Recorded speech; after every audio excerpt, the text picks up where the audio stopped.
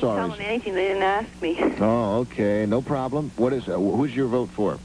Bob Lassiter. Bob Lassiter for Man of the Year and for Louise. Right. Okay. Okay, the Mad Dog. The Mad Dog for Man of the Year. And Sure. and Mrs. Lassiter, who I envy. I think she's got a pretty good man there. Okay. Well, Mad Dog. Hear that, Mary? Pardon? No, I was just saying, did you hear that, Mary?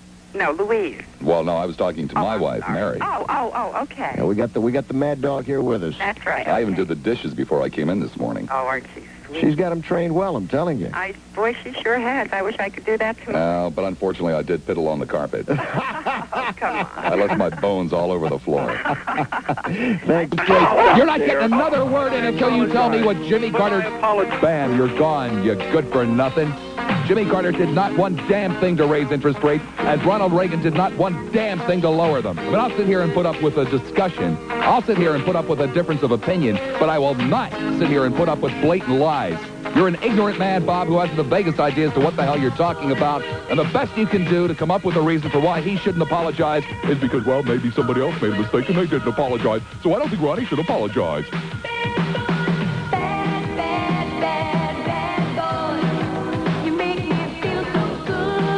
What a great Reagan supporter you are. Just one of his kind.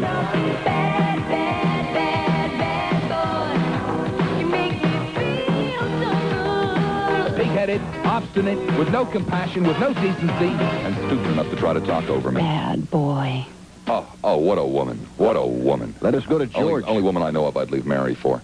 Hello, George in Tampa. Hello there. Who are you going to cast your vote for? Well, I tell you, for Man of the Year, it's got to be the Mad Dog. The Mad Dog. No question. Budge? I'm doing great. Heard of a full moon, but that's really gone a little far. Hey, listen. Yes. My vote is for the one and only Bob Lassiter. The Mad Dog gets another vote? Hey, how you doing? Let me ask you, how come you called in the St. Pete line if you're in Tampa? I'll scurry back across to God's country. Atta baby. Talk to me, Fred. Who's the Man of the Year? I've been torn up. For Man of the Year, it was Lassiter's definitely out. It's either got to be, well... Only one. Scott just lost out. It's got to be Valrico Bob. Valrico Bob. And I think another excellent choice in there for Woman of the Year has got to be Phyllis Schlafly. Phyllis Schlafly. Schlafly. Phyllis. Put a vote. You mean the Eagle Forum lady, right? Hey, Lassiter. You mean the Eagle Forum lady, right? Lassiter comes on next. Why don't he take his... You mean the Eagle Forum lady, right? We're trying to help you with your vote. There you go, the Eagle Forum lady. Okay, Schlafly. Yeah, and I'll tell you who else was in there. No wonder you don't like my show. You're not smart enough to even know who the hell you do like. All right, who's the Woman of the Year? It's real tough, but I can imagine the trauma of trying to housebreak Mr. Lassiter. So I'm going to vote for his wife. Was it Sophie? That's his dog, isn't it? No, Sophie's the dog, yeah. Sophie's the dog, who did get a vote, by the way. Yeah, and well, I'm sorry, I don't recall his wife's name. Mary. Uh-huh. And I hope she's able to...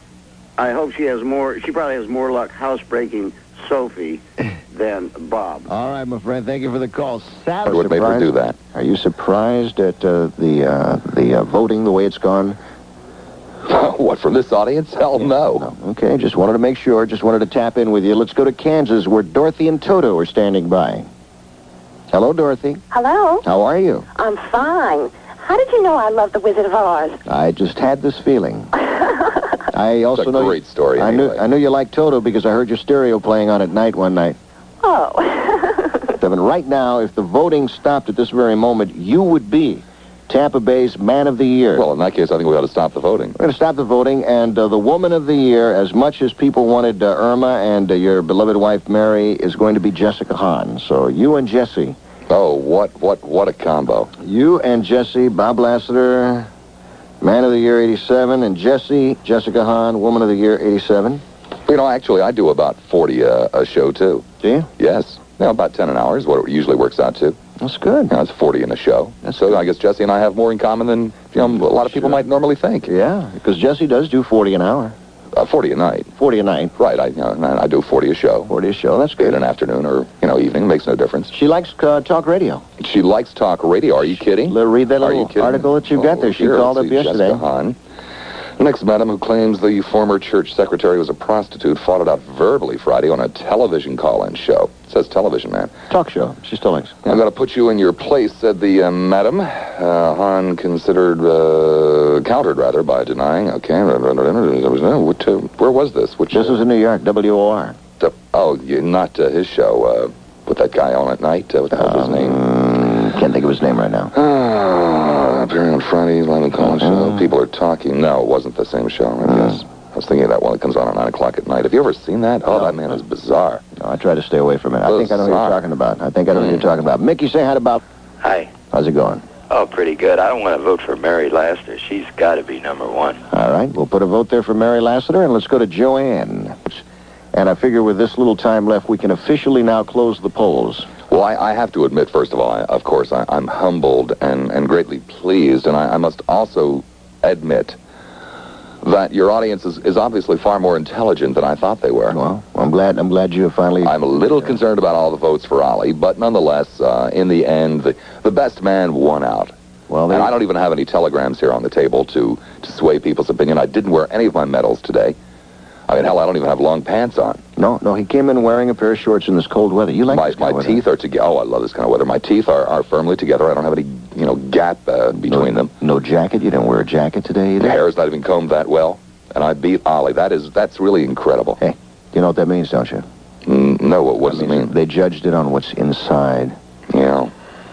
Boy, it gives me a warm glow. Yeah, I can see the goosebumps. It's going to be really tough being hard on people this afternoon. Why do I think that you'll find a way?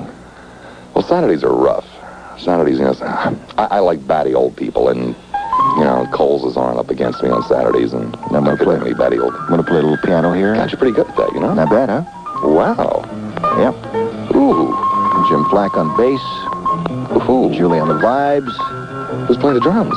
We have one of those little automatic drummers. Son of a gun. Sounds good, huh? Ooh, you do that so well. The Mad Dog is going to be howling for 4 hours this afternoon.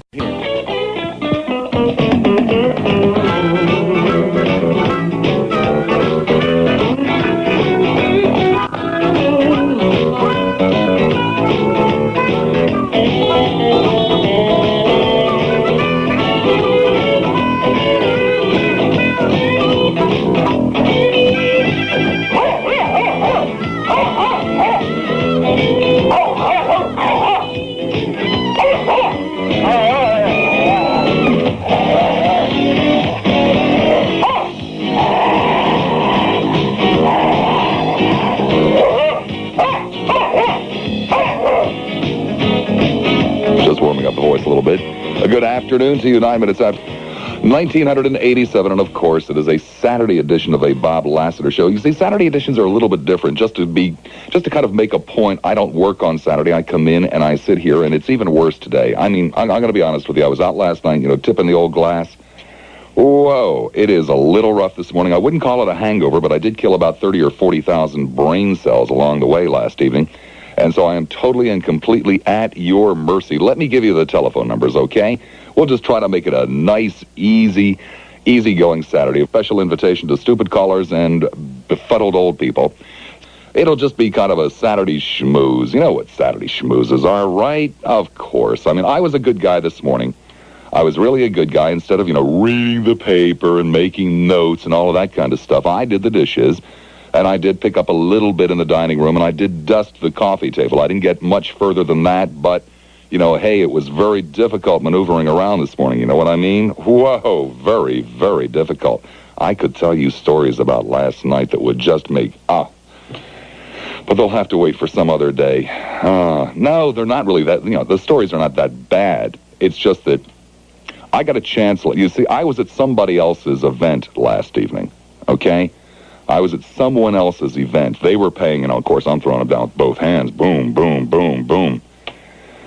And I can't tell you at this point in the game what I did, but at some point, I will tell you. I promise, I swear to you, I will tell you sometime in the future what I did last evening. It is not bad. I didn't put a lampshade on. I didn't drop my pants. I didn't chase any women around the table, but It was one of those, kind of get even type of things, and it was fun. Someday I'll tell you about it. Let us go to Seminole and say good morning, Bernadine, or good afternoon, as the case may be. Off a great start already. Better get the kazoo ready today. Good morning. Hi there, Bernadine. How are you, Bernadine? Okay. It's going to be a long one. I'm Bernadine. Yes, I know. I'm Bob. Somebody else is talking on this line. No, voice. No, they're not, Bernadine. You see, you're trying to listen to the radio and talk on the phone at the same time, and there's another lady saying it.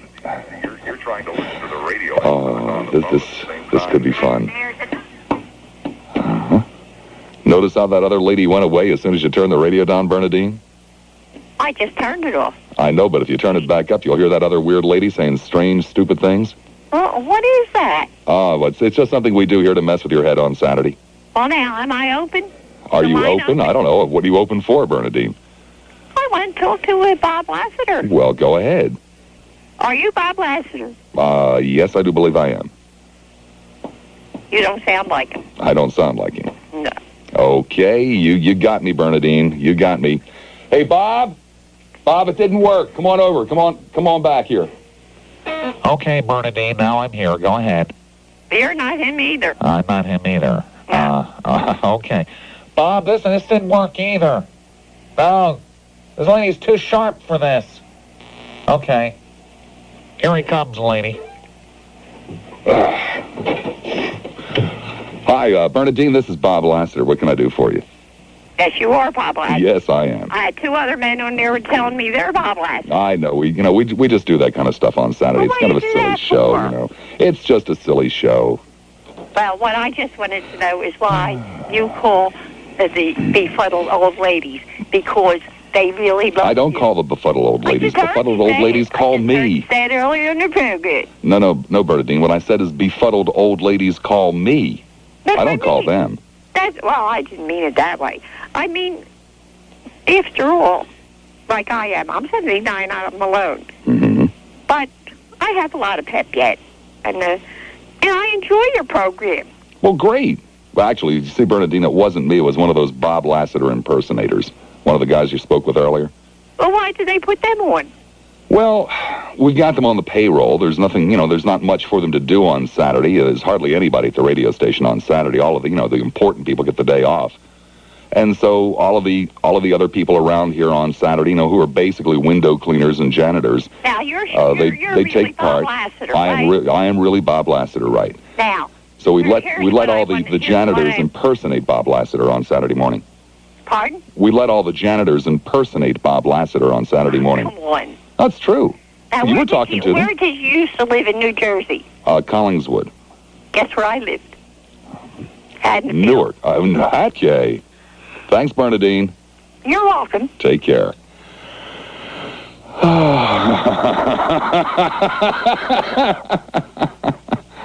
I just remembered an amusing incident from my childhood. Let's see. What's the story here? Mason in Tampa. Hi, Mason. You're on the air at WFLA. Hello, Bob.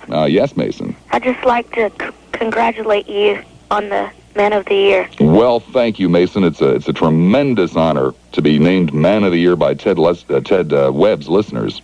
It's an incredible honor, and I don't think the full force of it is totally sunk in yet. Probably tonight when I go home, I'll get chills and goosebumps. Yeah, Bob? Yes, Mason? I really think Hulk Hogan should have won it, though. Well, I mean, come on.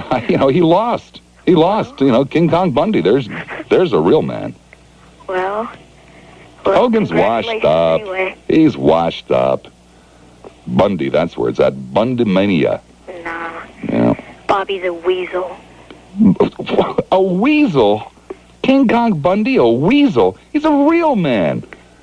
Hulk Hogan walks around with baby oil all over his body. Well, that's not what a real man does. Bundy's manager is a weasel. Real men don't sit around putting baby oil on themselves, rubbing it all in, getting it in between the little toes. That's not what a real man would do. Well, a real man comes out there in just a black bodysuit with his head shaved and beats up on little wimps that put baby oil on themselves. Well, at least King Kong Bundy has a weasel for a manager.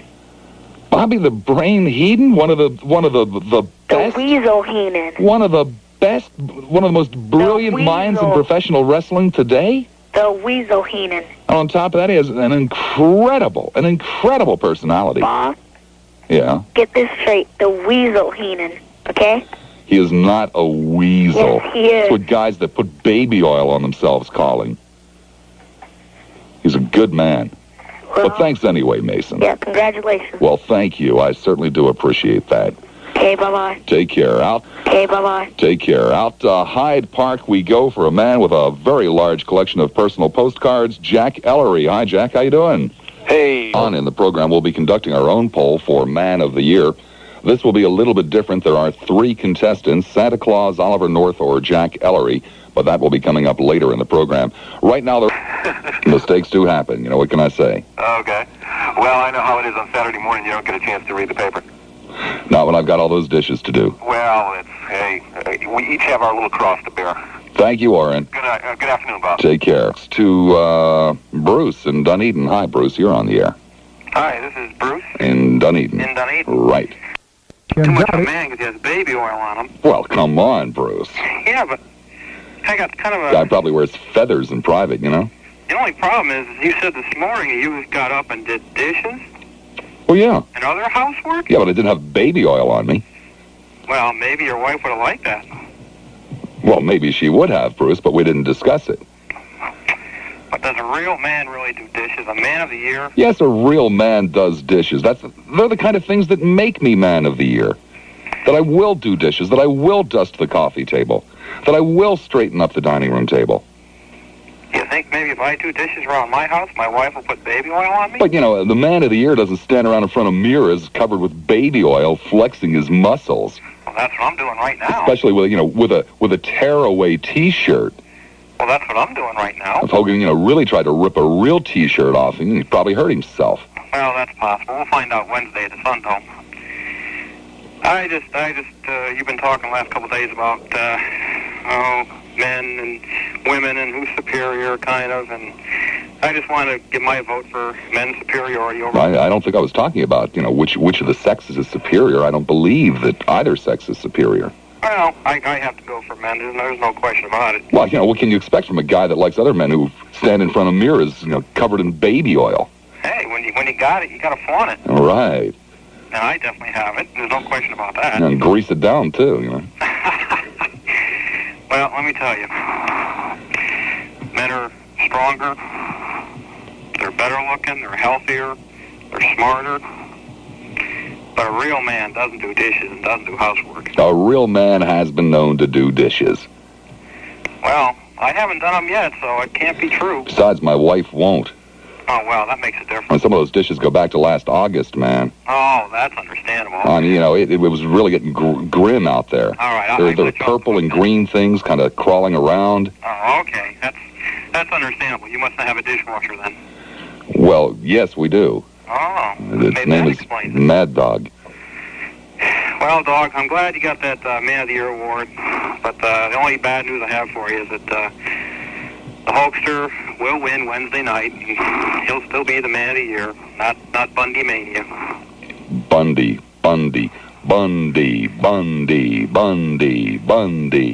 King Kong Dundee.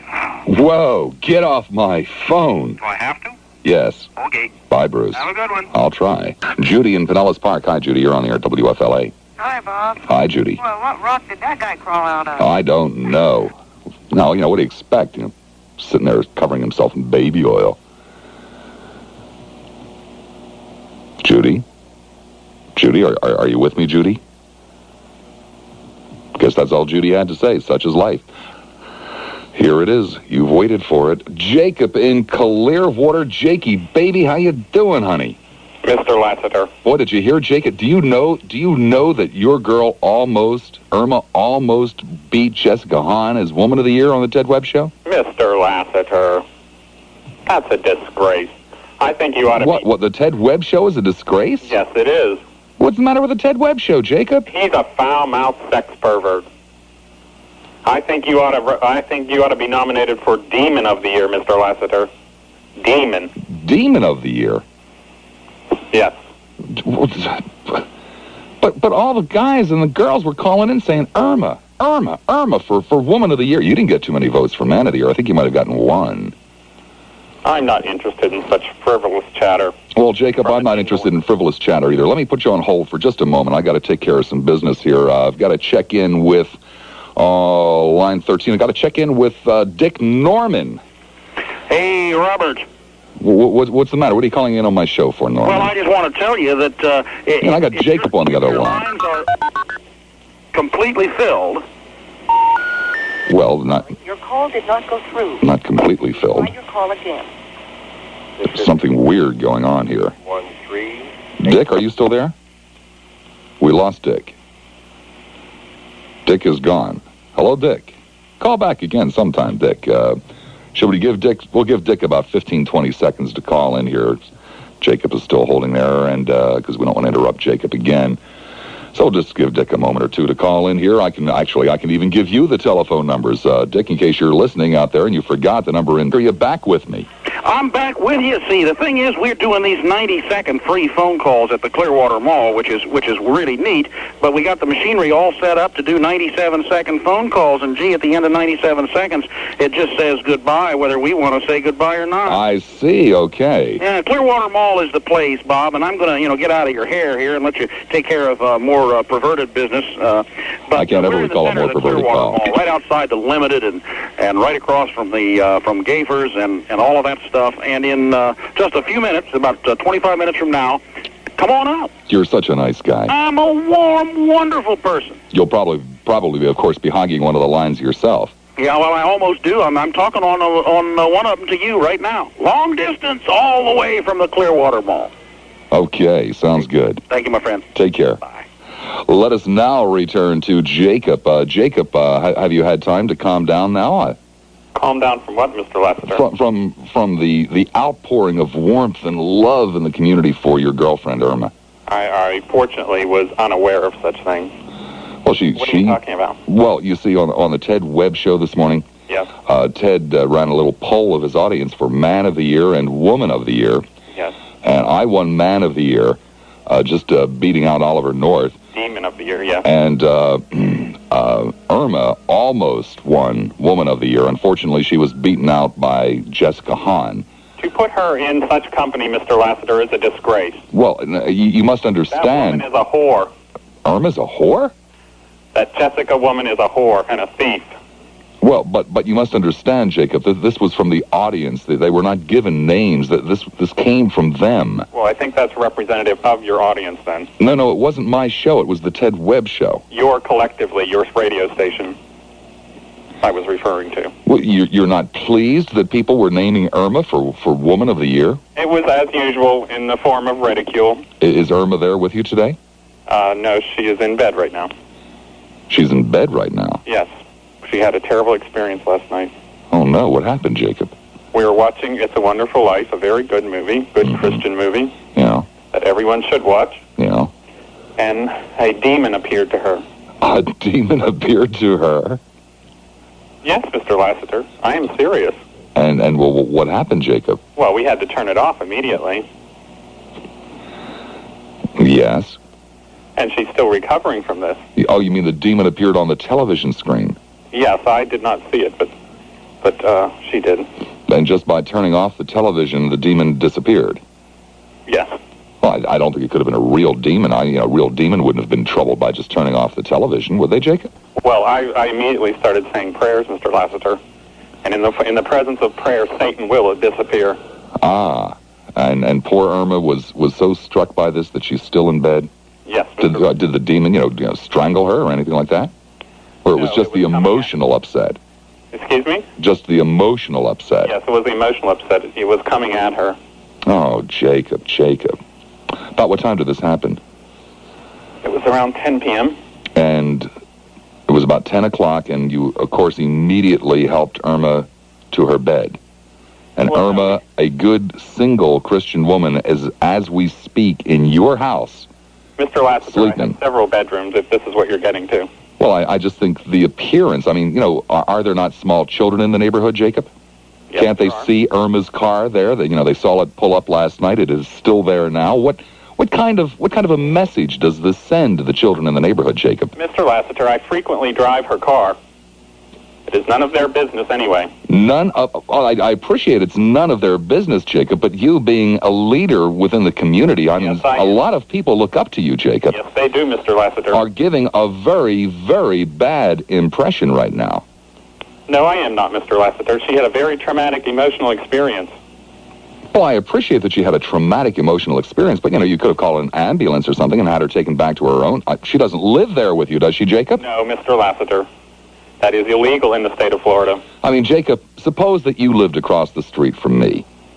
And suppose that, about 8:30 on a Friday night, a good-looking woman pulls up in front of my house, parks her car in the driveway, and goes into my house. And you check out your window every now and then, and you see that up to about 9:30, the lights are on in the living room. You can see the television through the window. And then all of a sudden at 10 o'clock, the television goes off, the lights go off, and the next morning you get up and the car is still there. It's now 12:30 in the afternoon. There's no sign of activity. What would you think was going on inside that house, Jacob? Mr. Lassiter, in your case, it would be sin because you were married and engaging in a menage a trois sin. Well, Jacob, you are a single man who purports to be a virgin, having women stay over your house. Mr. Lassiter, she needed to pray. We prayed well into the evening, into the morning hours, and that is all. Well, Jacob, I'm taking your word for it. I'm only talking about appearances, Jacob. You obviously don't care what other people think. You obviously don't care what kind of a message. Okay. I mean, there are now children in your neighborhood who are saying to their parents tonight, I'm going to invite my girlfriend Judy over to stay overnight with me. And the parents say, no, that's wrong. Well, and they say, well, Lassiter. Jacob does it. Mr. Lassiter, I can determine between right and wrong. I know right and wrong. But, Jacob, it's appearances that we're talking about. There is right and there is wrong. I have never been wrong. And you are giving a wrong appearance, a wrong impression to innocent children who... You're making it so much more difficult for parents who are struggling in this world filled with evil and filled with indecency to tell their children, to give their children the message that you must be chaste.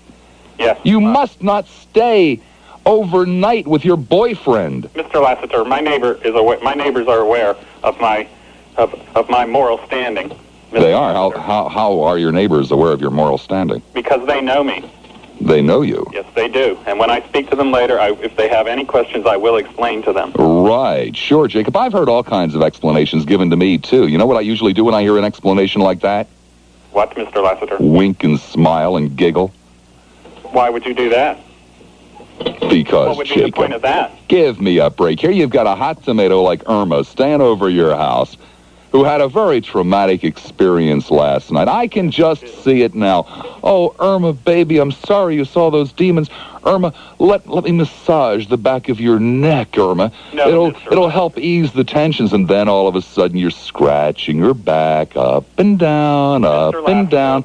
Then you move to the sides and you're stroking them up and down, up and down. And all of a sudden the fingers go just a little bit forward as we get up underneath the arms and back down and up and down the back again and the neck. And the first thing you know, there you are, panting in passion with your hands all over the woman's mammaries. Must you continue with this foul filth? And here's this woman who has been beset by devils, is now confused. You've got her in the bedroom. Lord only knows what you're doing with her. You don't even get up to listen to the Tedd Webb show. You're so tired from this night of passion you can't even get to the phone until 12:30 in the afternoon, and you expect me to believe that nothing happened, Mr. Lassiter. We had Bibles in our laps. We were not engaging in this foul fornication that you described. Yeah, you had a Bible there. So did Elmer Gantry, Jacob. Elmer Gantry is fiction, Mr. Lassiter. Well, of course, Jacob, there are many people that say you are, too. They are very, very wrong, and that is a very dangerous mistake. Why is that a dangerous mistake, Jacob? Because I am not fiction. You are not what? You're not fiction. I am not. And you want me to believe that you spent the night under the same roof with this hot tomato Irma, Mr. Lassiter. Suffering from... She is a fine young woman. Must you make references to vegetables? Well, we already know that she's built like a brick you-know-what. You told us that 2 weeks ago. Your words. No, you told us that. Remember, we said, hey, does she have big jugs, Jacob? And you said, yes, she does. I was at the emotional end of my rope with you, Mr. Lassiter, last time we spoke. What, hadn't you had any for a while, Jacob? Had any, Mr. Lassiter? Yeah. What do you? Are you still at the emotional end of your rope, or have those tensions been relieved? Yes, they have been relieved. I knew it! Last night, you took advantage of that poor woman. You took advantage of that poor woman in her emotional state to satisfy your own lust. I have no lust in my heart, Mr. Lassiter. No, of course not now. Probably by tonight you will again, but now you're sitting there smoking a cigarette with a big smile on your face, sitting there with your little fuzzy slippers and your bathrobe after having engaged in a night of God only knows what with this poor woman. Yes, I do have a bathrobe on, Mr. Lassiter, and that's as correct as you're going to be. Oh, Jacob, we're so disappointed in you. Disappointed in me? Mr. Lassiter, I am disappointed in you. Why, Jacob? Because your show is still not up to community standards, I do not believe. Well, apparently it's, up to community standards in your community where people shack up overnight. Mr. Lassiter, I explained these circumstances. Now, these were... Yeah, I know. You explained the circumstances, and then I told people what really happened. Well, it will be in their Christian minds to determine what was in my heart, nothing but solace. We're not worried about what was in your heart, Jacob. I think I know what you're going to say next, Mr. Lassiter. What's that, Jacob? It's going to be a foul, evil reference to certain anatomies. Jacob, how could you possibly accuse me of that? I said nothing of the kind. But certainly there are such thoughts on your mind. I can tell what you're thinking. You can tell what I'm thinking. You can only tell what I'm thinking, Jacob, because apparently already the animal instincts are starting to build within you again. And build and build and build and build and build. And there's poor Irma. Resting peacefully, innocently in the next room. Yes, she is, Mr. Lassiter. And here you have thoughts on your mind that will no doubt lead to terrible things. No, Mr. Lassiter, when I hang up from you, as usual, I will go and open my book and begin praying. Open your book and begin praying. Ah. Mr. Lassiter, do you get joy out of making fun out of people? Do I get joy out of making fun out of people? Yes. Well, not necessarily. Why would you ask that? Well, it appears that you do. Carolyn would like to join in on the conversation. Carolyn, are you there? I sure am. Hi, and congratulations on winning Man of the Year award in Tampa Bay. Demon of the Year. Well, thank you very much, Carolyn. Jacob, please stay there. Hello, is he still there? Yeah, he's still there, Carolyn. Jacob? Carolyn, you're going to have to speak up as much as you can. All right. Jacob, I don't know whether you're real or imaginary. You're a put-on. But in either case, I think you're a real hoot. I love listening to you. You said you had no lust in your heart. Is that correct? I do not, Carolyn. I know that. And in my book... No, he spent all of his lust last night. In my you will book... laugh now. You will both burn in the lake of fire. Oh, of course, Jacob. Both of you laugh, and don't look to me to throw you an inner tube to save your souls. Jacob, do you know where you make your big mistake, baby? You make your big mistake by judging everyone else by your own pseudo-morality, baby. And there's nothing wrong, my dear, with having lust in your heart for someone of the opposite sex, or, if you prefer, someone of your own sex. You're a disgrace. Oh, of course, How can you face Jacob. yourself in the mirror advocating homosexuality? Jacob, I have been married to the same man for the 45 years, and I accept heterosexual lust and love in the same way I accept homosexual love and lust. And that makes me a far better Christian, quote unquote, than you. What would you say to that, Jacob? I laughed because you're so misguided and hopeless. Oh, of course. I'm so misguided that I can excuse your having Irma in your home overnight and claiming that you have Bibles on your lap. I have heard you brag about your memory. Yeah, what are you trying to hide with that Bible, sure, Jacob? That's what I'm interested in. You bragged about the size of your member and the size of Irma's jugs. Does she hold a Bible both on her lap and over her mammary glands? How can you? You are a disgrace for a woman to get on here and speak in such terms. Oh, is your husband aware that you are on the phone asking some man to describe his anatomy? Oh, you have described it before I asked you. I have never. Oh, indeed you have, and Mr. Lassiter can verify it. I'm sure he has. Whoa, wait a second, Carolyn. I've never seen it. But did he not admit to you that it was a certain size? Well, he certainly seemed to get awfully distraught when we suggested it might not be very large. Oh, you got that right. Jacob is a hoot. And Jacob has really severe psychological problems. Oh, and who are you to judge? Were you not a moment ago telling me not to judge? I have the right to judge. You do not. Oh, I have the same right you have, but I don't claim to be holier than thou. You see. Or well endowed. Oh, no. Never have I said that I am holier than thou. It is Jacob who declares that he is. I heard him tell you in the beginning of your conversation, Bob, that he knows the difference between right and wrong. He knows what is right and what is wrong. Get off my case. The moment somebody like Jacob could tell me that he has the sole priority regarding right and wrong, then I know what Jacob is. And don't forget, Carolyn, that 2 weeks ago, Irma told us that all of Jacob's equipment was functioning. Oh, of course she did. How did she know, To what were you referring? How did she know? To what were you referring, Mr. Lassiter? To what Irma said. Yes, when we asked Irma about your abilities, and she said that she knew all of it was working. Well, because I am a healthy young man.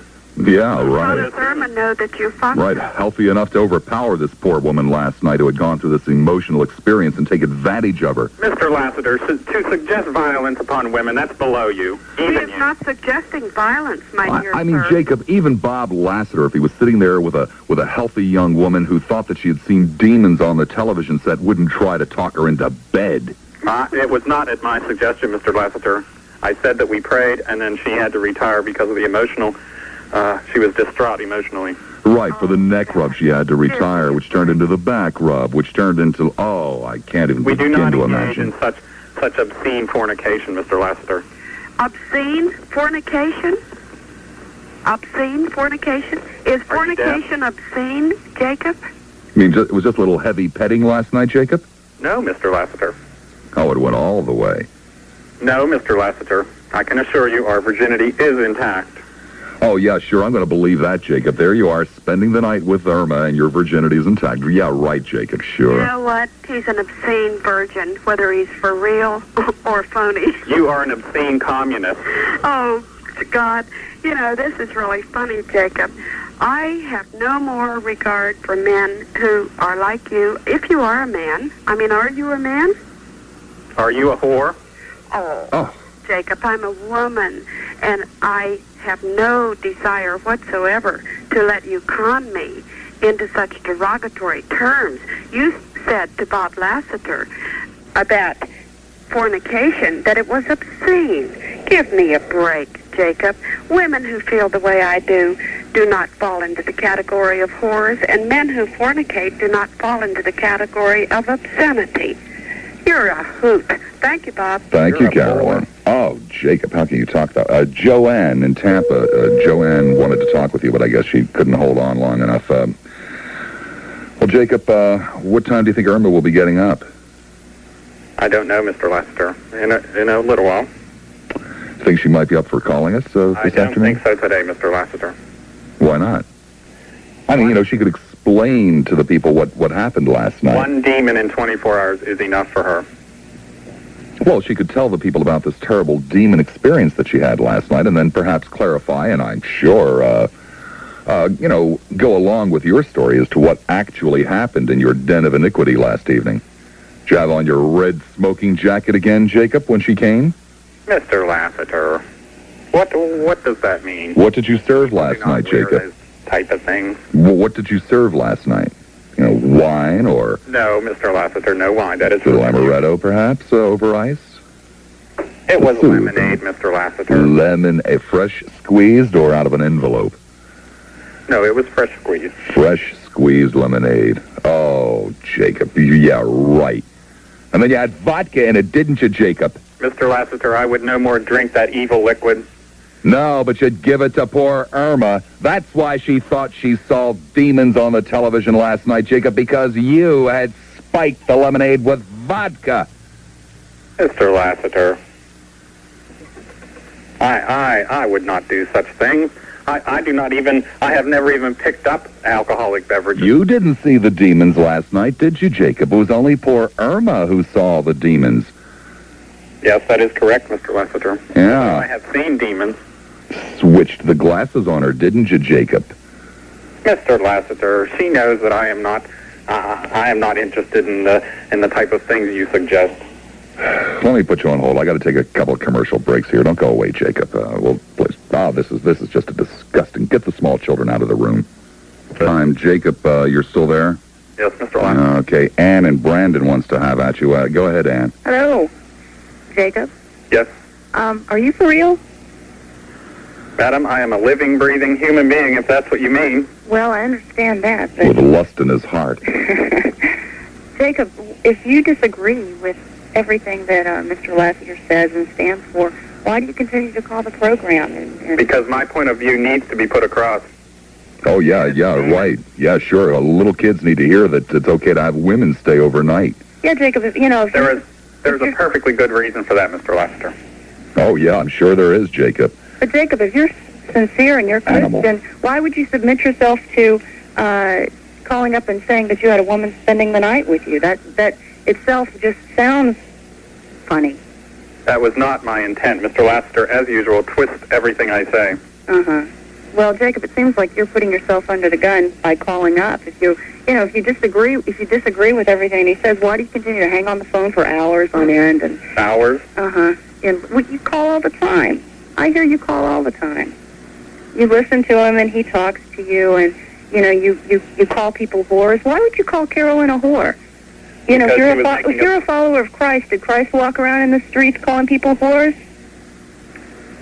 She was making obscene comments, and she deserved that, and that's what she is. And I said so. And who are you?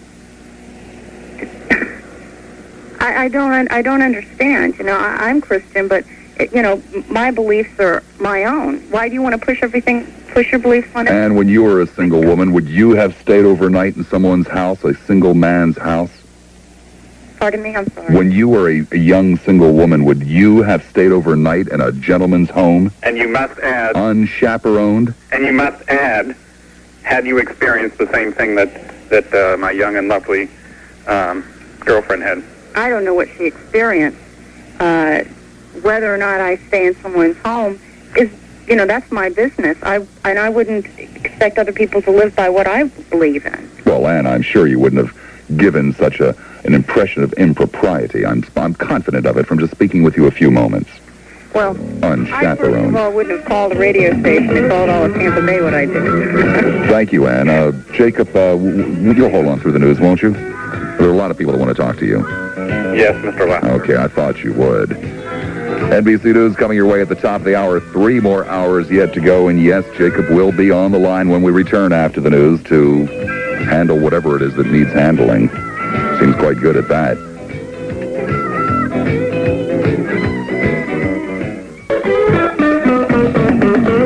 If you'd like to make a call, please hang up and try...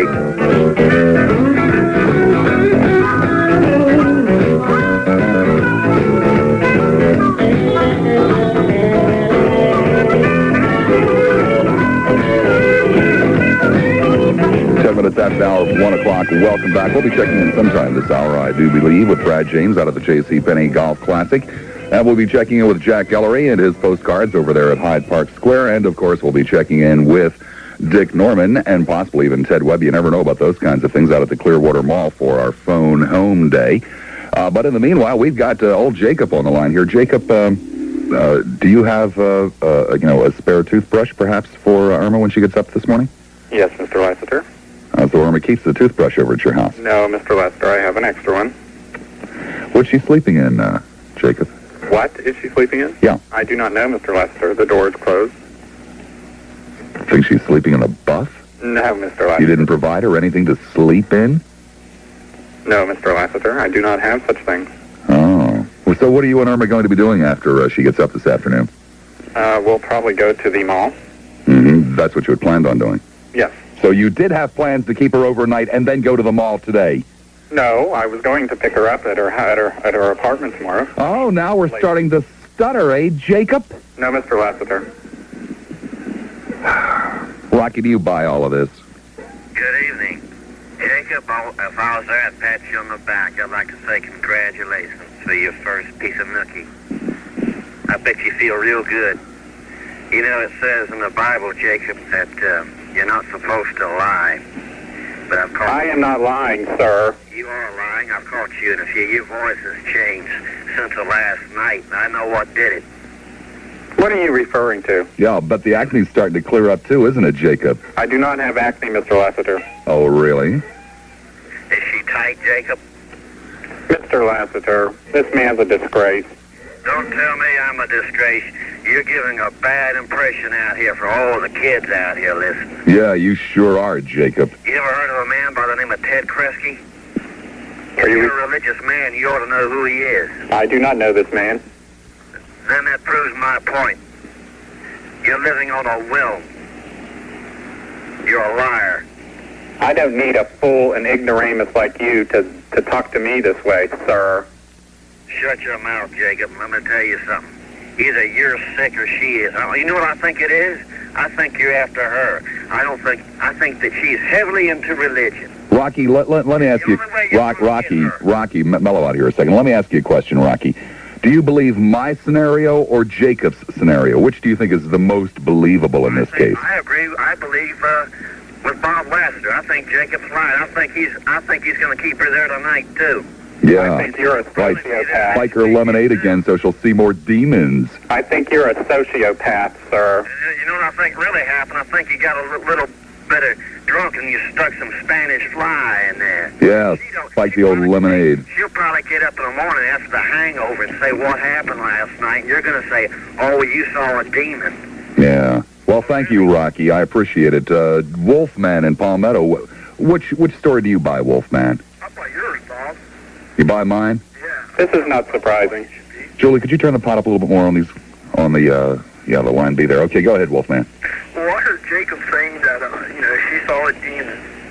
And I just want to clarify, Jacob, that demons don't go around popping up in people's houses. And that's old stuff, like in the Bible. Yeah, but their demon was kind of red and throbbing, huh, Jacob? Mr. Lassiter, you were referring to children listening. With a long nose, huh, Jacob? Mr. Lassiter, I told you I did not see the demon. Did you ever see... Described it to me. Jacob, did you ever see the movie called The Boob Tube? No, Mr. Lassiter. Remember Safety Sam? No, Mr. Lassiter. But that's what a demon looked like. You probably had this poor woman watching the Boob Tube. And when it got to the point of Safety Sam, this poor woman screamed and said, "Oh, it's a demon, it's a demon." Yeah, right, Jacob. I told you the movie we were watching, Mr. Lassiter. Yeah, sure. His girlfriend went to a demon if she's seen one. I can assure you, sir, she does not lie, and she did see a demon. I'll bet she did. Are we drinking Kahlua and cream? I do not drink alcoholic beverages. Neither one of us do. Thank you, Wolfman. Terrible line there, so I'm going to go on to somebody else here. This is just pathetic, just pathetic. Yes, John in Tampa, hi, you're on the air. Which story do you believe, John? I got to go with your version, Bob. The demon story I can understand, but in Jacob's case, the demon's probably around 4 inches long. Yeah, how big was the demon, Jacob? Mr. Lassiter, she saw the demon, and it was a formless shape, as she described it. I don't know what you're talking about, but I assume it's obscene and filthy. Hey, Jacob? Yes? Why can't Irma come to the phone? I assume she is still sleeping, if that's any of your business. You sure it's not that she's having a hard time walking to the phone? There's nothing wrong with her legs, sir. Oh, really? Tell us about her legs, Jacob. Mr. Lassiter, I assume you've seen legs? Yeah, I've seen legs. Well, apply it. Apply it? What did you apply to her legs, Jacob? I did not apply anything to her legs, Mr. Lassiter. A little scented oil, maybe, you know? Maybe some pure white. Thanks, John. Nobody really seems to believe you, Jacob. You know what I mean? Mr. Lassiter, considering the caliber of your listening audience, I'm not surprised by these results. It's a known fact that most of the people who listen to your show are alcoholics and drug addicts. Oh, so you read the paper too? Yes, I saw the articles about you, and I'm glad you brought this up. Bet you cut them out, didn't you, Jacob? No, I did not. I threw them away with the rest of the trash. Oh. I'm checking into preparing suit against that fool that masquerades as a journalist. This putting the adjective effeminate before my name. Skippy in St. Pete. Hi, Skippy. You're on the air with Jacob. Which side of the story do you believe? Certainly not yours, Bob. You don't believe my side of the story? No, I think he's a pervert. Who, me or Jacob? Oh, Jacob. You think Jacob is a pervert? I think he's a raging pervert. A raging pervert? You're sure? A raging effeminate pervert? You said it, Bob. What do you think that poor Irma really saw last night? I mean, what do you think this demon was that she saw? I saw something sticking out in the living room and was very afraid. Were you standing over by the television set at the time that Irma saw the demon, Jacob? I was not, Mr. Lassiter. Did you have any clothes on at the time? Yes, we did. What's this wee stuff? Have you got a frog in your pocket? I was talking about you. Yes, I did, idiot. Idiot? That's Mr. Idiot to you, sir. Bob. Yes? What can we do about this poor, nervous human being? Well, I'm very concerned for Irma. Wish we could have this call traced so that we could send the police over to rescue her. Yeah. Where's Irma? Can I talk to Irma? No, you may not. Oh, why? I mean, she's a nice Caucasian girl. You know, I would love to, talk to her. And ask her how it is dealing with an alien being. You know, you hold up a mirror and look into it. There's the alien sex pervert. Did you call? Is that what you? Did he call me that, Bob? That's what he called you. I'm a little bit disturbed about this whole thing too. Jacob, I'm just going to cut this short at this particular point in the game. This is just getting out of hand. We're all very, very concerned for Irma. I want you to have Irma call me as soon as she gets up this afternoon. Jacob, at that point, I have to say goodbye to you. We go over to Hyde Park Square at this point in the game. I don't know. I just can't begin to imagine what all this demon talk is about. I feel very, very concerned and worried for Irma. We're going to try, if humanly possible, to see if we can't trace that call and find out exactly what is going on with Irma. Send the EMS over, whatever it's going to take. Because, boy, I want to tell you, I'm concerned. Let me give you And I think the reason you like King Kong Bundy so much is because... Whoa. Go on. I think the reason you like King Kong Bundy so much is because you look like King Kong Bundy. I like King Kevin in St. Petersburg. Hi, Kevin. You're on the air at WFLA. Robert. Yes. How you doing? Fine. I want to talk to you, if I may, a few minutes about a show previous to this week. Yeah. It was your, I don't know how you call it, your abortion issue? Or your women's rights issue? Yeah. I don't want to get into a big yelling match with you because it's not going to solve anything. You're on with Fowler this morning, weren't you? Well, that's not why I called. Well, it's why I'm going to hang up on you, though. Now we'll go to Lee in St. Pete. Hi, Lee. You're on the air at WFLA. How you doing, Bob? Fine, Lee. I've met you once before, and I think that you're a great man. Well, thank you, Lee. And I'd just like to say I think that you were good for a Man of the Year. Okay. Well, I appreciate that, Lee. I appreciate it very much. John. Tampa. Hi, Lynn. You're on the air at WFLA. Welcome back, Bob. Bob, I think I have an idea what may have traumatized Irma. What? I think when Jacob was watching some program on TV, his robe must have started to rise. Yeah. In certain areas. And I think that Irma may have asked him while he was concentrating on TV, what was that? And he may have inadvertently said, that's the good fairy doll. Yeah, you're lucky for Jacob she didn't throw the Bible at it, you know? Well, what happened, I think, was Irma, being the lovely woman that she is, probably petted the doll, and then when it stood up and spit at her, she probably bit it and made it fall over dead, and that's on her conscience. It could be. It could well be. So I really sympathize with him, and I'd like to know maybe there's something I can do to help. Well, I just hope that the next time that Irma sees the demon, she has, you know, one of those great big $100 Bibles and throws it right at the demon. That should make it go away. I hope so. Nice talking to you, Bob. Nice talking to you, Lynn. Bye-bye. Well, what do we do, FLA? Hey, Mad Dog. Hi there. I got a demon I'd like to show her. Well, Jacob. Yeah. Illiterate, faggot Christians. I'm tired of them. What faggot Christian? Jacob doesn't appear to me to be, you know, a faggot. Well, a little wimpish, maybe a little effeminate. Not interested in Irma's big jugs. Well, he didn't say he wasn't interested. He simply said he hadn't. Let's see, how can I phrase this on a Saturday morning? Hadn't explored the issue. Well, that says a lot of things about his character right there, don't you think? Well, I think it does too, but you know, I'm not sure that he's being completely honest with us. Well, they do have a tendency to lie. Of course, I mean, if you recall, when Jacob is asked a direct question, he frequently stutters.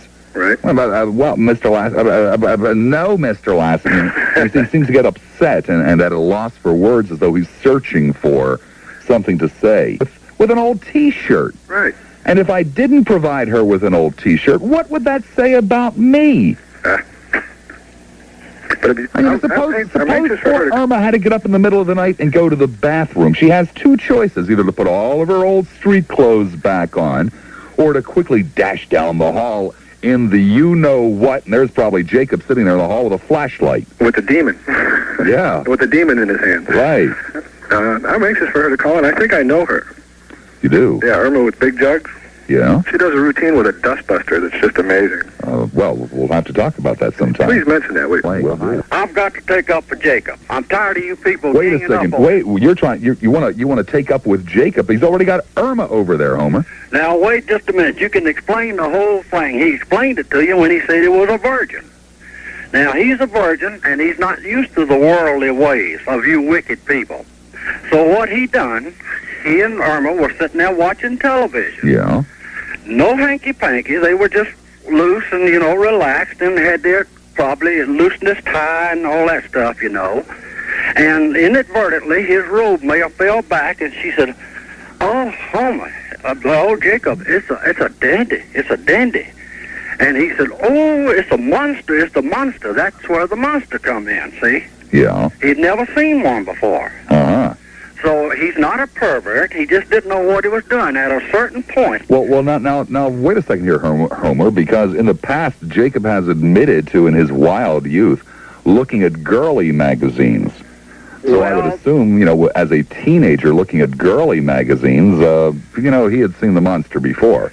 Everybody's allowed the monster had raised its ugly head, so to speak, before. Transgression in that respect. But see, the thing about it is, when the reason the population of the world is so big, that when a man says, "I will have sex with my wife, but at a certain point I'll discontinue." Yeah. But he gets to that point, he thinks he can support the world. Well, that's the way Jacob was. See, when he got to a certain point, he just started screaming and ranting and sweat rolling down his face. And Irma's all right. There's a big smile on her face. Mm-hmm. Well, I still hope that Irma does call in this afternoon because we're very concerned about her here at the radio station. Well, I would like to nominate Jacob as the phony of the year. Jacob is the phony of the year. Why would you say that, John? Okay. Now, I've never listened to your program before, and today was the first time I've heard it, and I was with a friend of mine and had the radio on listening to it about an hour ago or so. Mm-hmm. And Jacob was saying that, you know, he had the Bible, that he was holy, and, you know, more or less a clean, moral person. That's what he says, yeah. And then of course, you know, I was, you know, heard you talking about how, he gave Irma possibly a back rub, neck rub, back rub, and then, his hands went where they weren't supposed to go. Now, from what I understand, he's called in before. Now, it, possibly, might seem to me that, here it is, you're possibly making, accusations that he is a immoral person, and if it upsets him so much, why does he bother to continue to call into you? Gee, I hadn't thought about it that way before. So, because if he was, such a moral person, he would have absolutely nothing to do with you. So that's why, in my opinion, he is a phony. Wait a second. You said if he was a moral person, he would have nothing to do with me. Why would you say that, John? Because... Are you an immoral man? Okay, because a person that lives a clean moral life hates immorality. They want absolutely nothing to do with it in any way, shape, or form. John, are you telling me that you lead an immoral life? Well, I've, there's, a few things that I have done which have been wrong, but, I'm not saying that, I am a moral person, but, I just So in other words, John, what you're telling me is that if you had a young woman over your house and she thought she had seen demons, you would take advantage of her, like Jacob apparently did. Do you have a rooster in the background or some chickens or something? I hear cackling. No, it's my friend. He's in the background, and I'm having a little trouble understanding. Hold on. Jim, keep it down, please. I'm having trouble understanding. Probably what Irma said to... Okay, he's going to try and laugh quietly now. Okay. But,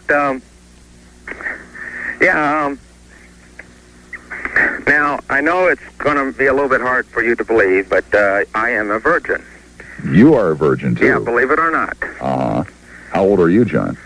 33. 33. Oh, you got a year on Jacob. Yeah.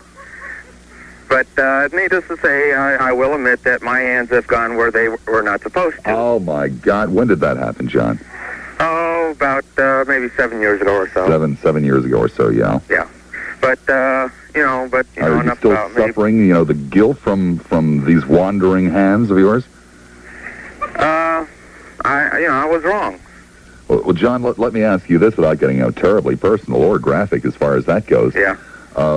When your hands wandered, were they on someone else's anatomy or your own? Someone else's. Someone else's, okay. Female. Female, whoa, that's good. Yeah. Did she slap your face or, No. squeal in horror or what? No. She, she more or less, yanked she, your hand off? Went along with it. More or less went along with it, Yeah, she didn't protest, but, Have to liquor her up as, apparently Jacob had to do with poor Irma? No, it just happened. Just happened? Yeah. And, of course, you feel very bad about this. Yeah. Have you seen this young woman since? No. Was that her doing or your doing? Sort of a mutual agreement between the two of us. Mutual agreement. I mean, 3 to 5 month period. 3 to 5 months of fondling this poor woman? Yeah. No wonder she didn't want to see you again. Well, nobody's perfect. Hey, I'm a human. I make mistakes. Do you often think about this episode? Sometimes. How often? Once a week? 3 times an hour? How often? Maybe once a month. Think about it once a month? Maybe. And, of course, you're overcome with remorse.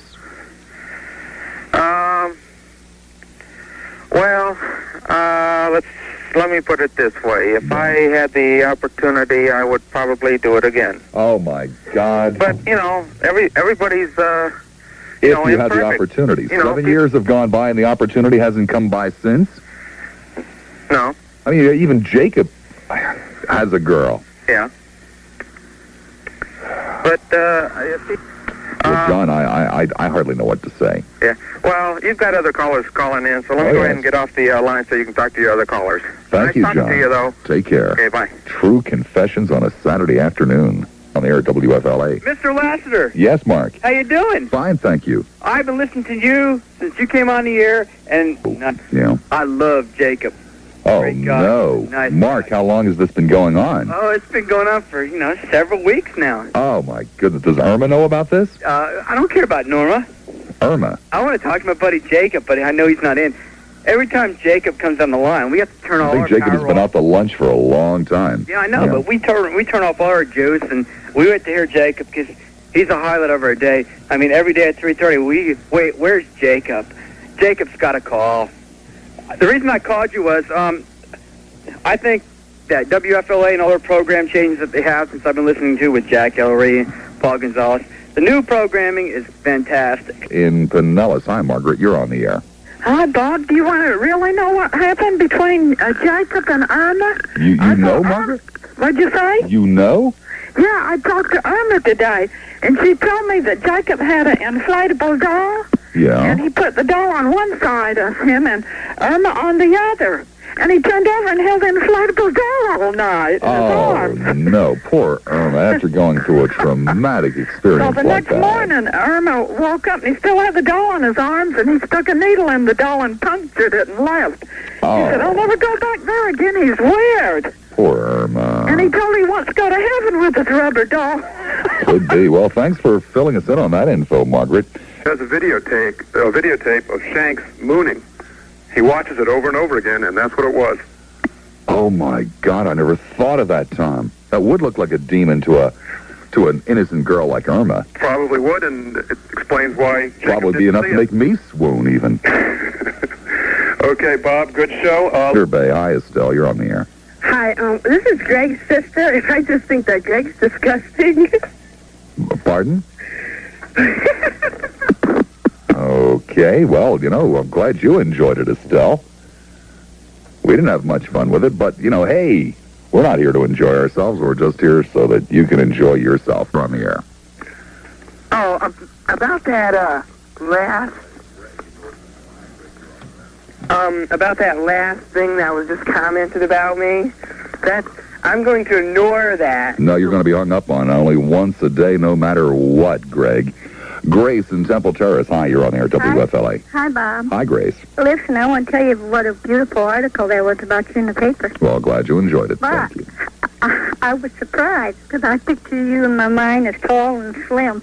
Well, that's what I am, tall and slim. Anyway. Chip cookies with Breyers, Ohaganorth, a Breyers chocolate. I can't shop at Albertsons. I refuse to shop at any place that has a cash register that tries to talk to me. Oh, that's pretty strange. I mean, come on. I enjoy my privacy, and it's bad enough when people try to talk to me, but damn it, when I've got to put up with a machine who wants to tell me, have a nice day, your change is, chocolate ice cream, But they make their $1.53. home brand chocolate chip cookies. All right, well, you have a nice day, Bob. I'll try, mate. Bye-bye. Be good.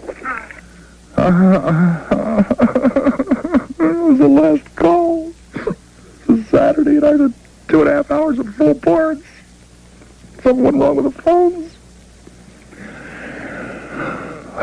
But hold on.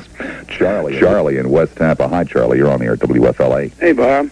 Hi, Charlie. Charlie in West Tampa, yes. So how's it going, Bob? Did you have a nice vacation? Yes, I had a very nice vacation. I had the funniest story. Looking forward to my next one already. Yeah, where are you going this time, Bob? I don't know. Montana? Just want to go there. What do you mean, Montana? I didn't go to... I went to Davenport on family business. I went there for Thanksgiving. It's Davenport's a real nice town, but even I have a little, more flair than to just pick Davenport as a vacation destination. It's a delightful town, but, I mean, come on.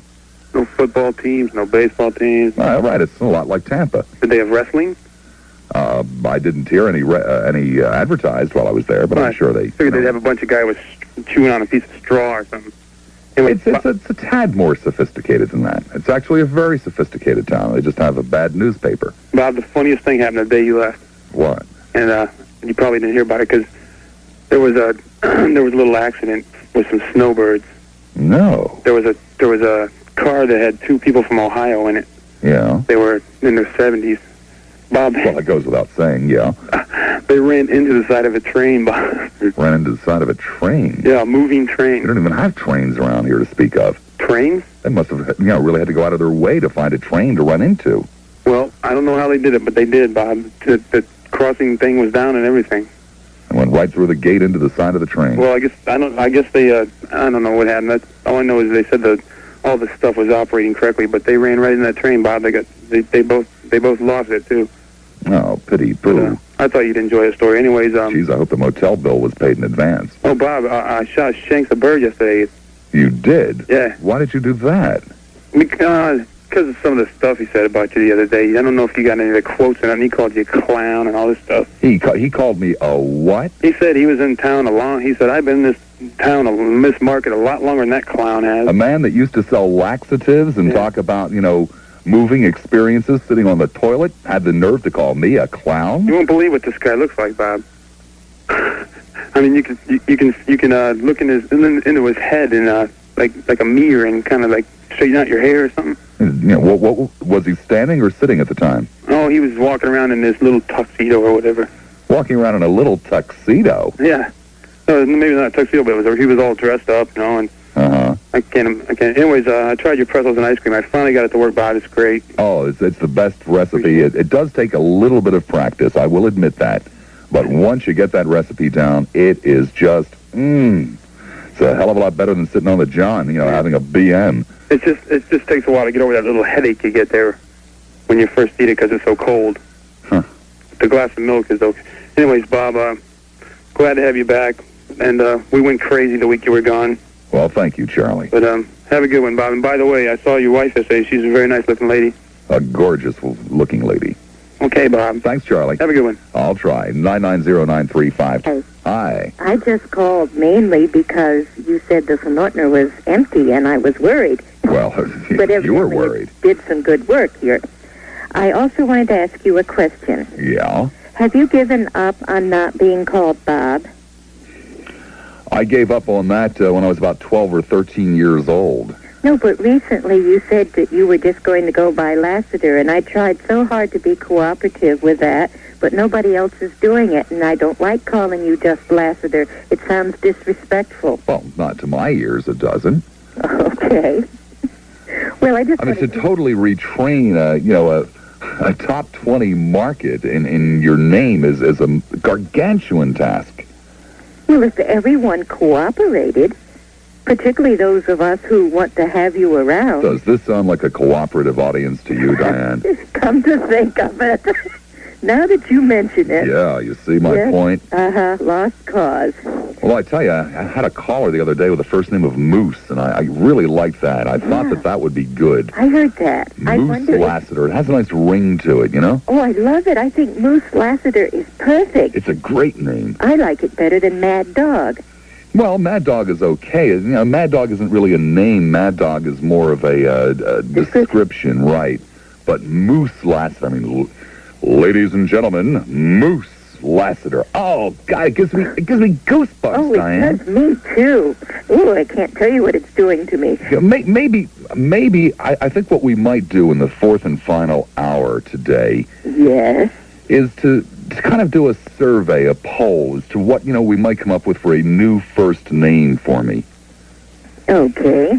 Well, since I won't be able to call in on that, I'll put in my vote for Moose. I think it's wonderful. Moose. Okay, let me get a piece of paper here, and we might even start right now with this. I have no shame. I've already been named Man of the Year by Tedd Webb's audience. That in itself is a little bizarre. To that. But one vote for Moose. I think it's perfect. And you can still be described as a mad dog or maybe a mad moose. A mad Moose Lassiter. Oh, that's even better.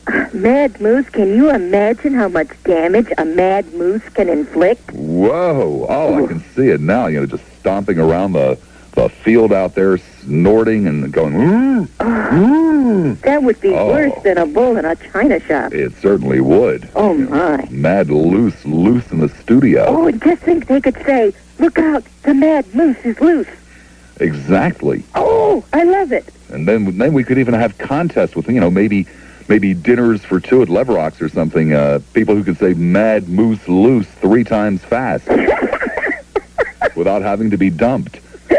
Fantastic. I think we're on to something. I think we are, too. Okay, Mad Moose. Thank you, Bye-bye. Diane. I love you. If you would like to take part in, the rename Lassiter poll, just, feel free to do so. Perverse 3-year relationship with Jacob. I know. It's amazing. I think what Jacob is really trying to do most is he's trying to let you get you to let him have an hour of talk radio on his own, and I hope you don't fall for it. Never. Good. He'll never trick me into a stunt like that. Well, you take your new.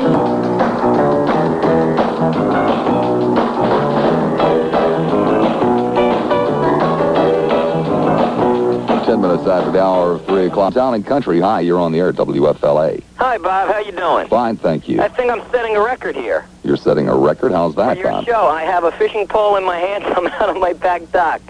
Got a portaphone. Have you ever got called from somebody fishing before? Well, I don't know. No one's ever, said they were fishing, although I've had several people that I thought were fishing. Let me make one thing clear. Example here. Out of context, if I were to say to you, Bob, you're an a-hole, except if I said, Bob, you're an asshole, that might be considered, uh-oh, that's a little close. Right. But how about a derivative thereof? Bob, you're a tush cavity. This is the point in the program where we slide the chair back, stand up, get down on our knees, and beg. Please, I've got less than a half an hour left. Please, it's a Saturday. I want to be home with my family. I don't want to be in here with you people, but I've got to be. Please, please. I'm on my knees. I'm literally on my knees, begging. I'm easy to get along with. I listen to virtually anything. Okay, I made a mistake. Jacob called too early today, I mean, I know it's what you're all hanging around for, and you've all said, oh, well, Jacob's called. He won't let him back on again. Please, I'm on my knees when he called. Mr. Lassiter. Yeah, he was. Tampa. Hi, Alistair. You're on the air. Yeah? Yes, Alistair. It's you. This is I. This you? I don't think you're so damn great, Bob. No kidding. Well, I don't get attend, Alistair. You don't pay my paycheck. You're just a cliquish Yankee. Just a cliquish Yankee? A rich cliquish Yankee, Alistair. You and Mega ratings. Makeup and all the rest of the big ratings, Alistair. Third generation there. Very popular. 3 newspaper articles in 1 week, Alistair. That's never happened in this town before. Really galls the hell out of you, doesn't it? I think the reason is... Ah, come on, Alistair. You don't think. You trouble me because the fact is that I can't say what I want to. Sure you can, Alistair. No, I can't because you don't allow those 4-letter words. Well, that's for sure. And that's all we ever use on board boat with a guy like you. I'll bet it's all you ever use, Alistair. 5-letter words probably tend to throw you, don't they? You sound like a broken record. Oh, Alistair, I don't sound like a broken record. Give me a break, Alistair. I've got a voice that knocks socks off. That's what you sound like. No, it's not what I sound like, Alistair. You know you're green with envy, Alistair. You would kill to have... Alistair, do you know that this voice alone, this voice alone can talk women into bed? You are so wide across the hips. Doesn't make any difference, Alistair, with a voice like this. They don't even look at the hips. You know why that is? Because you're so narrow between the ears. Well, Alistair, first of all, there weren't any full-length shots of me. How do you know how wide I am across the hips? What do you do, follow me around looking at my ass or something, Alistair? See, you said a bad word. I didn't. No, I didn't. Hey, Bobster, to talk about God a little bit, that's the only time you make any sense. Mm-hmm. When you talk about sex, you don't know what it's all about, man. Right, Alistair. I can tell that you're an experienced man. Damn well right. Right. 28 in a year, man. Yeah, how much did the last one cost you? About 3,000. Oh, really? Yeah, right, Alistair. 3,000 dimes, maybe. Tax break. All right. Talk some more, broken record. Alistair, you love it. You can't do without your fix of Lassiter. Because, Alistair, my voice mesmerizes you. You would kill, Alistair, if you had the control over your voice that I have over mine. My voice, Alistair, has authority. I can sit here and recite nursery rhymes, Alistair, and it sounds like a cat. Sounds like it's coming down from heaven. You, on the other hand, have this unbelievably mundane, nasal, dumb voice, If I had to go through life with a voice like yours, Alistair, I wouldn't open my mouth. You know why you don't like it, Truck? is because it's Southern, man.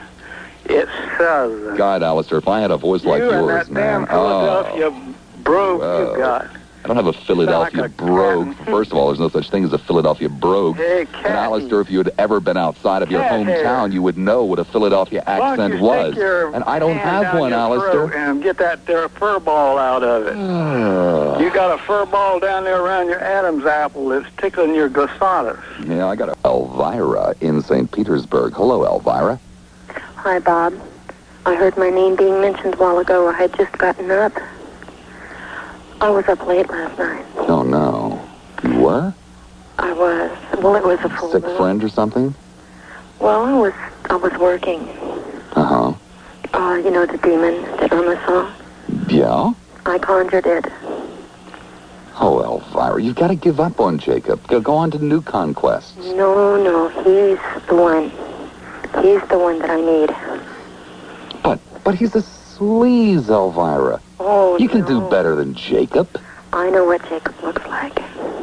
He's perfect. Well, we all have an idea as to what Jacob looks like. The man's sleaze, Elvira. No, he's just demented. He doesn't know the way, and I'll show him the true way. Oh, but he's hopeless. You can do better than him. No, he's the one. He's the only one. I mean, you want to hang around with a guy that serves lemonade? He won't when he hangs around with me. He'll do all the perfect things. And any woman that comes near Jacob will get the same treatment Irma's gonna get. What do you mean by that? Well, it worked last night. And I've only just begun. Oh, I'm even more concerned now for Irma. You should. But Irma's a nice lady. Well, she better get away from Jacob. Because I want him. Okay, Elvira. Thank you, Bob. Take care. You're on the air, WFLA. Yeah, hi there, Bob. Hi there. I'm kind of upset with you, okay? You're upset with me? Why, Ray? Yeah, reference our previous conversation about I was using these Canadian maple leaves for quarters in the meters. Yeah. And I was going to mail them to you as a donation for your chair. Mm-hmm. Okay. And you said you would pay me $2.50 for each one of these coins. Well, right, the yellow ones. Right, exactly. I have since learned from my information sources that these things are worth at least $3.50 a piece. Okay, Ray, you got me. I was, trying to pick up an extra buck. I'll give you $3.50 each for them. We go for $3.75. $3.75. $3.85. $3.79. Not a penny more. $3.80. $3.77. $4.01. $3.65. Got it. All right, bring in a box load of them. I presume my check is... I've already sent them to you. Oh, great. Unfortunately, I sent him attention, Mr. Norman, so... Well, I'm sure he'll pass them along to me. He's an honest man. You really think so? Yes, and my personal IOU will be off in the mail to you the moment they arrive, and of course it's as good as my word. You know how good that is. IOU, Bob? Hold on. No. What do you mean IOU? Well, no, IOU. I was expecting a check or cash. What can I say? Say you send a check or cash. Sure, Ray. As soon as I get them. Well, how's your fund coming along from for your chair there? It's up to about $70 now. Is that right? That's correct. And you haven't been able to shame management into... Of course, that's $70 Canadian, which is right, closer to about $1.53 U.S. No, that's worth about $50, I think. Yeah, something like that. But this hasn't shamed your management into getting you guys... Oh, there are still these vague promises, but I haven't seen any chair yet.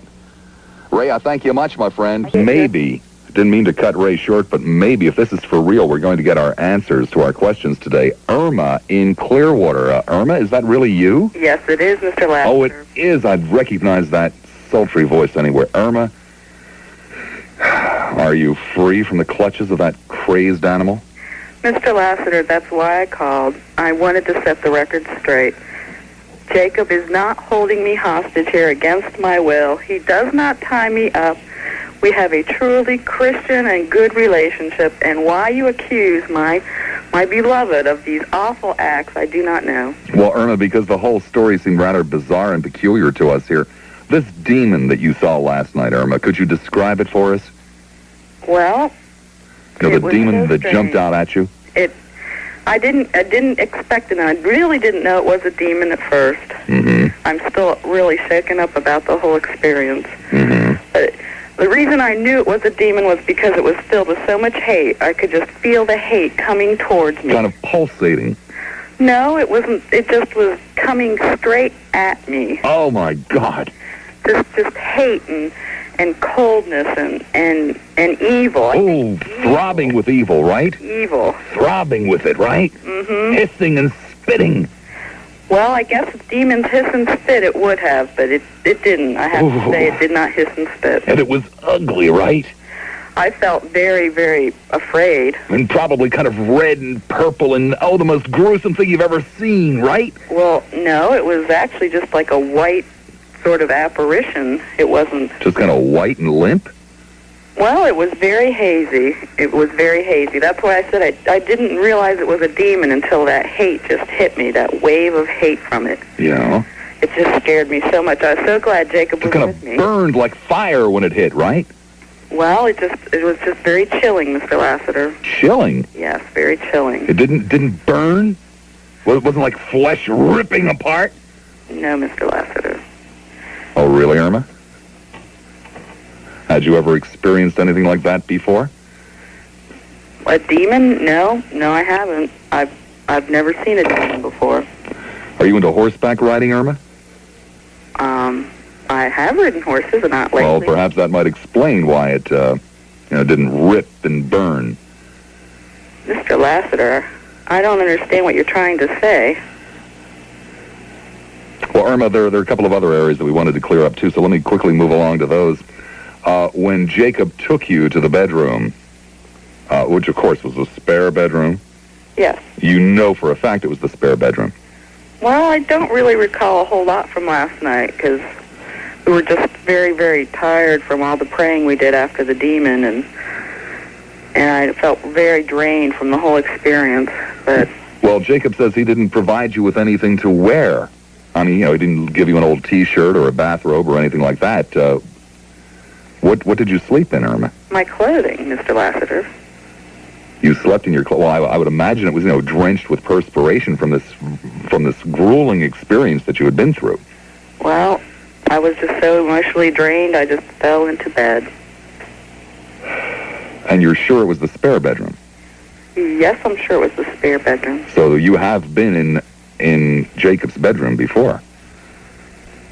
Well, sure, to get something out of the bedroom. His Bible, some mailings. Doesn't Jacob have a Bible in every room? Well, he's got two Bibles. He's got a real beautiful leather-bound edition with the gilded pages in the living room. We don't use that one because that one's for show. Is that a big, heavy one? Yes. It takes up like half the coffee table. Oh, my goodness. Yes, but he has one that his personal Bible, very well worn, and that one he takes with him usually everywhere he goes. Irma, the next time this demon appears to you, may I recommend that you pick up that big, heavy Bible and start beating the demon with it? Well, we had a Bible, and we were praying, and that kept it away, Mr. Lassiter. It's the Word of God that keeps the demons at bay. Was this the Bible that Jacob had in his lap? Mm-hmm. And the demon appeared shortly thereafter? Mm-hmm. The lemonade that Jacob served last night, Irma, did it taste peculiar? Well, it was a bit tart, but it seemed fine. Did you and Jacob drink from the same glass? As honeys and sweethearts would do. I mean, did you, kind of perhaps give Jacob some of your lemonade to drink as he gave you some of his? No, I had my own glass of lemonade. Is that a normal occurrence at Jacob's house where, you don't share from the same glass? No, we don't. As a matter of fact, we use plastic glasses. Plastic glasses? Well, it doesn't surprise any of us here at the radio station. Did he serve you any food? No, we didn't have any food. We were just watching the movie. I thought it would be a very nice movie. that Mr. Jimmy Stewart. He's a very good actor, you know. Oh, yes, yes, he is indeed. It's a fine, fine film, and I'm so sorry. I hope that when you watch this film again, it won't rekindle this memories of this tragic experience, Irma. I know. I can't decide what brought this demon around. Whether it was the film or just we were in the living room. I don't know, Mr. Lassiter, but it was very... Has anything like this ever happened before with Jacob? No, it has not. Had Jacob left the room prior to this happening for, a spell, perhaps going to the bathroom or something to, obviously relieve himself? No, we were on the couch together. On the couch together with a Bible in Jacob's lap, and suddenly the demon just arose and attacked you. Mm-hmm. We had the lemonade, and we were sitting there watching the movie, and... Now, I appreciate that you swooned during the attack. Did you notice if your clothes were somewhat disheveled after the attack? Well, I guess, yeah, they were, but I had slept in them, so Jacob, how did he... Was he breathing hard, perspiring, hair messed up after the attack? As though, he had been fighting off the demon? Well, he was as upset as I was because he knew that I was upset and had seen this demon, and so we prayed together. Together we were upset and praying and trying to fend off this evil. Irma, I thank you very much for calling in to clear all of this up. We all are relieved that you're apparently alive and well and not being held hostage, although the story does seem to be getting more and more curious, sir.